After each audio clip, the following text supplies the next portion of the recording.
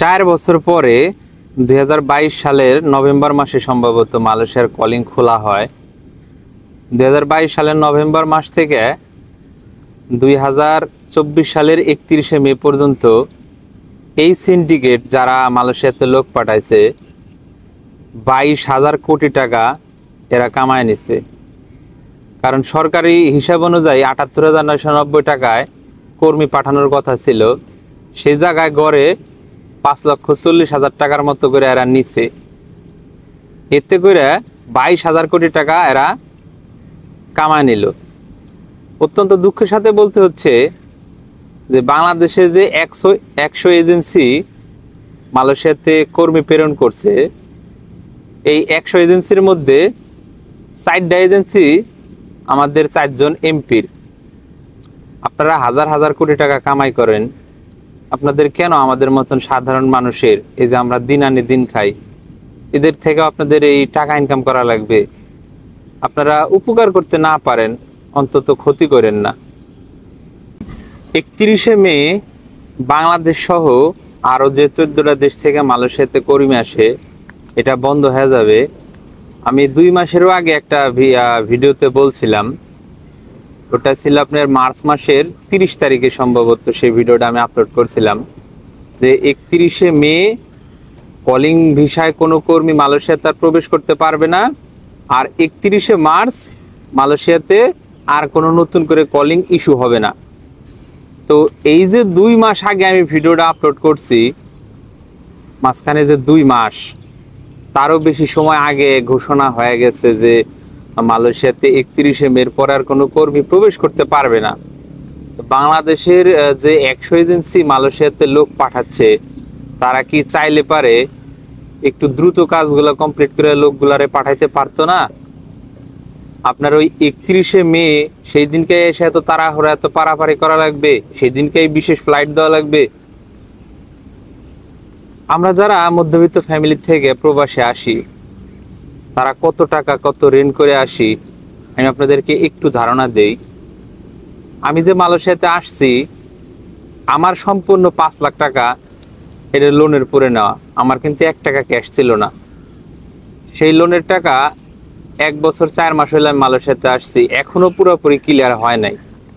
কারণ আপনি ক্যাশ টাকাতে যখন মালয়েশিয়াতে বা যে কোনো রাষ্ট্রে যাবেন, প্রবাসে আসবেন, তখন কিন্তু আপনার টাকাটা দ্রুততম শোধ হবে। আপনি যখন সুদের পুরে এনজিও থেকে কোনো গয়নাগাটি বন্ধক দিয়ে বা জমি বন্ধক দিয়ে আসবেন, তখন আপনার 5 লাখ টাকাটা মনে করেন যারা 2 লাখ টাকা প্লাস হয়ে যাবে এই সুদ টানতে।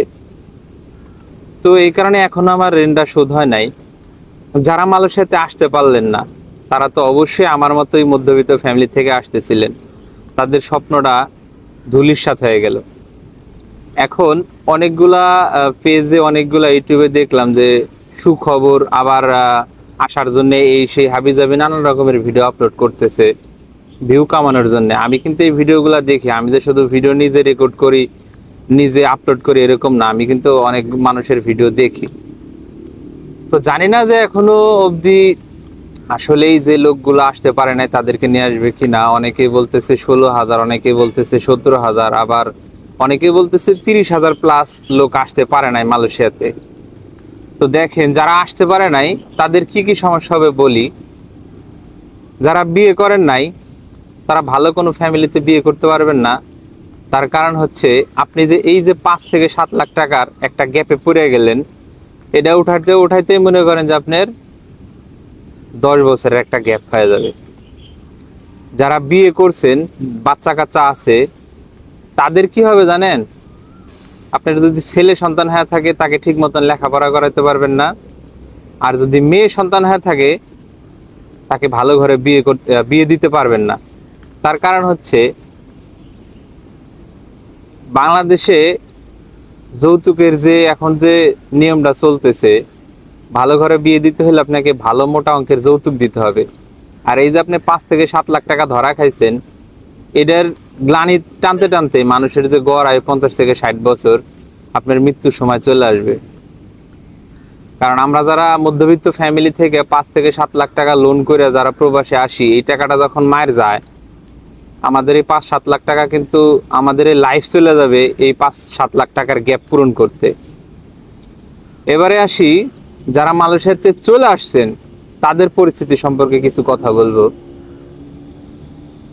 আপনারা অনেকেই হয়তো জানেন, আমি আমার প্রায় ভিডিওতেই বলি যে মালয়েশিয়ার পরিস্থিতি ভালো না।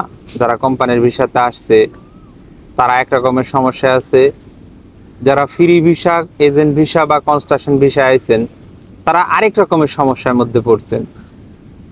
সেটা হচ্ছে যারা কোম্পানির ভিসা আসছে তারা শুধু ওই বেসিক স্যালারি 1500 রিঙ্গিত এরাই পাচ্ছে, তবুও তাদের দিন পথ যাচ্ছে। খাওয়া দাওয়া বাদে দেখা যাচ্ছে যে তার যদি 500 রিঙ্গিত খরচ হয়, 1000 রিঙ্গিত পাঠালে বাংলাদেশি টাকা 25,000 টাকা হচ্ছে। কোনো রকমে তার দিন পথটা যাচ্ছে। যারা কনস্ট্রাকশন ভিসা, ফ্রি ভিসা বা এজেন্ট ভিসা আসছেন তারা তো কোনো কাজই পাচ্ছেন না। দিনের পর দিন, মাসের পর মাস বসে আছেন, কোনো কাজ নাই।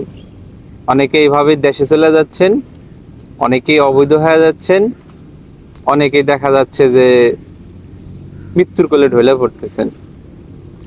তো আমরা যারা এই মধ্যবিত্ত পরিবার থেকে প্রবাসে আসি আমাদের কিন্তু অনেক কষ্ট হয়। এই 5-7 লাখ টাকা উঠাইতে অনেক পরিশ্রম হয়ে যায়। দেখা যাচ্ছে যে এই যে আমি মাঝে মধ্যে ডিসিশন নিতাম যে বিদেশ করব না, চলে যাব, কিন্তু তখন ভাবতাম যে না, আমার ঘাড়ের উপরে 5 থেকে 7 লাখ টাকা ঋণ আছে, তখন যত কষ্টই হোক এখানে নিজেকে মানায় নিতে হয়। তো যারা যে এজেন্সিগুলা লোক পাঠাইলেন আপনারা চাইলে কিন্তু দ্রুততম কাজ করা ওই 31শে মের আগে এই লোকগুলাকে পাঠাইতে পারতেন। আরেকটা সমস্যা হচ্ছে যে লোকগুলা 31শে মের মধ্যে মালয়েশিয়াতে চলে আসছে, আমি দেখলাম যে তারা 3 দিন হলো এয়ারপোর্টেই খায়া না খায়া গড়াগড়ি পারতেছে, কিন্তু কোম্পানির লোক রিসিভ করতেছে না। মাঝে মাঝে মনে হয় যে আমরা মধ্যবিত্ত ফ্যামিলিতে জন্মগ্রহণ করায় আমাদের অপরাধ, আমরা ভুল করছি।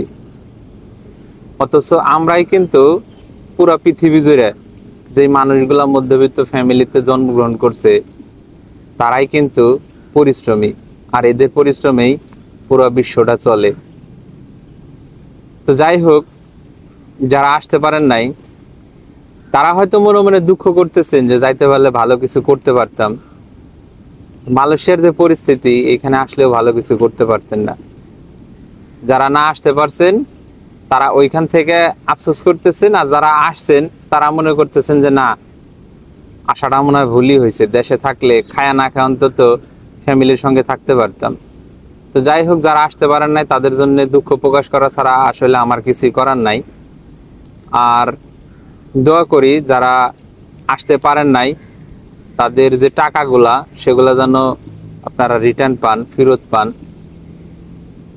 ভালো থাকবেন, সুস্থ থাকবেন। দেখা হচ্ছে আবার নতুন কোনো ভিডিওতে। আল্লাহ হাফেজ।